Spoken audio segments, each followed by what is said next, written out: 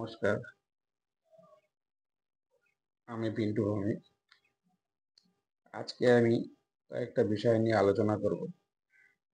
সেটা হচ্ছে দাবা খেলাটা কি কারণে মানুষের খেলা উচিত। আমি যেটুকুনি বুঝি, এইটা একটা মনে করেন দাবা খেলা আপনার একটা সঙ্গী হতে পারে। যে মোটামুটি দাবা খেলার বিষয়টা এত ভালোভাবে বুঝেছে, সে কোনোদিনই দাবা খেলাটা ছাড়তে পারবে না। আমি এ পর্যন্ত প্রায় এই দাবা খেলার লাইনে আমি ৩০ বছরের উপরে আছি। আমি দেখেছিলাম আমাদের এইখানকার আগরপাড়া চত্বরে আদর্শ উচ্চ বিদ্যালয়ের একজন হেড মাস্টারমশাই ছিলেন। 86 এর দশকের কথা বলছি। উনার নাম হরেন চ্যাটার্জি। উনি খুব ট্যালেন্ট ছিলেন। উনার সাথে খেলার পরে আমি যখন জিতি তখনই আমার মনের মধ্যে খুব উৎসাহ বাড়ে। আমাদের এইখানে তখন সুশান্ত, প্রশান্ত বাবা ওরা বিশ্বাস পরিবারে ওরা খুব দাবা খেলার এই চলটা রেখেছিল। তখন আমায় বলেছিল যে পিন্টু যদি চেষ্টা করে বেঙ্গল ফেঙ্গলে অনেক কিছু করে দিতে পারে। সেই সূত্রে আমি তখন আমি শ্যামল দত্ত ছিলেন ওই সময় শ্যামবাজারে কোচিং করাতেন। ওনার সাথে শরণাপন্ন হওয়ার পর উনি আমায় স্মরণ করে দিয়েছিলেন যে পিন্টু, তুমি ভালো খেলো, ঠিক আছে, তুমি তো মোটামুটি ফিল্ডের প্লেয়ার, আর কি ঘরোয়া, তোমার তো বেস ঠিক নেই, বেসটা ঠিক করতে হবে। তুমি আমার অ্যাডভান্সের একজন স্টুডেন্টের সাথে খেলে আসো। ওনার সাথে যখন আমি খেলতে গেলাম, ওই সময় এখন আমার একজন বন্ধু আছেন সুকান্ত মণ্ডল, উনি WBCS। আমরা দুইজন ওনার সাথে খেললাম।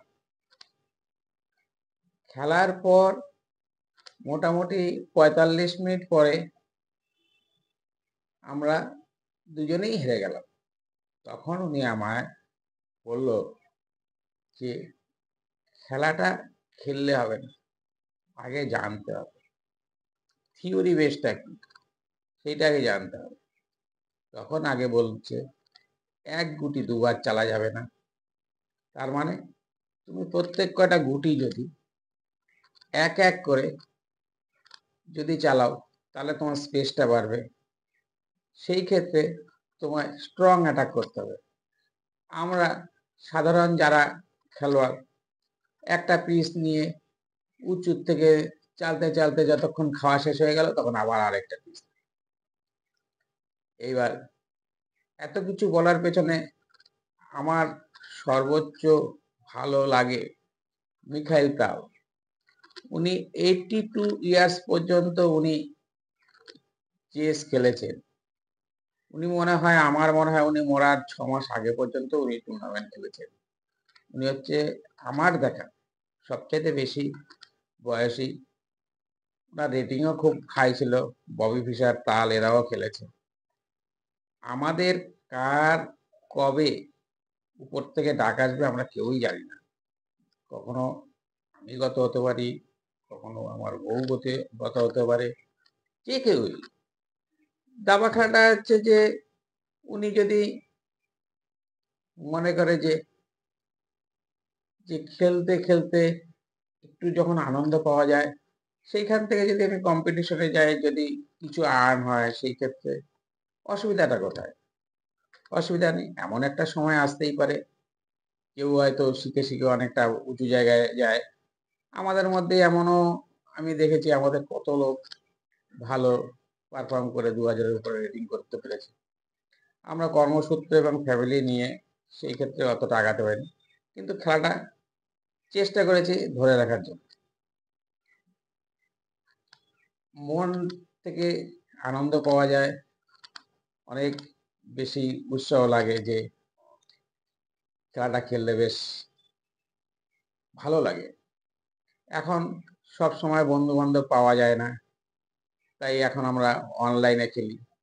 আপনার অনলাইনে প্রত্যেক মুহূর্তে 24 আওয়ার্স আপনার জন্য রেডি হয়ে আছে। আপনি খালি অনলাইনে আসেন, যখন খেলতে যাবেন তখন খেলতে পারবেন। আগে কাজকর্ম সমস্ত কিছু বজায় রেখে চেষ্টা করবেন।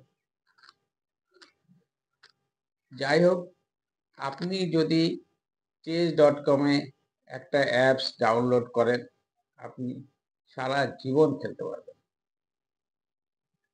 chess.com আছে, lichess আছে, আরো নানান ধরনের অ্যাপস আছে। এইবার আমি 2 দিন আগে রাশিয়ান একজন খেলোয়াড়ের সাথে, যার রেটিং 1700 কত যেন ছিল, তাই উনি আমার কাছে 9 চালে চেকমেট হয়েছে। সেই খেলাটা আমি শেয়ার করে দেখাবো। সেটা হচ্ছে কিংস গ্যাম্বিট হয়েছিল। সেই খেলাটা আমি এইখানটায় দেখাচ্ছি। খেলাটা আপনি দেখবেন। আমি E4 খেলতেই উনি E5 খেলে, আমি F4 করতেই উনি EF4 মারে, নাইট F3 করতেই উনি D6 করে, আমি বিশপটা C4 করতেই উনি বিশপটা G4 করে, আমি ক্যাসেল করতেই উনি নাইটটা C6 করে, আমি নাইট C3 পিস ডেভেলপ করি, উনি নাইটটা E5 দেয়, আমি নাইটটা E5 করতেই উনি বিশপটা D1 করে, আমি বিশপ F7 চেক করতেই উনি কিংটা E7 ওঠে, আমি নাইট D5 চেক দেই, চেকমেট হয়ে যায়। কিরকম হয়েছে খেলাটা বলবেন?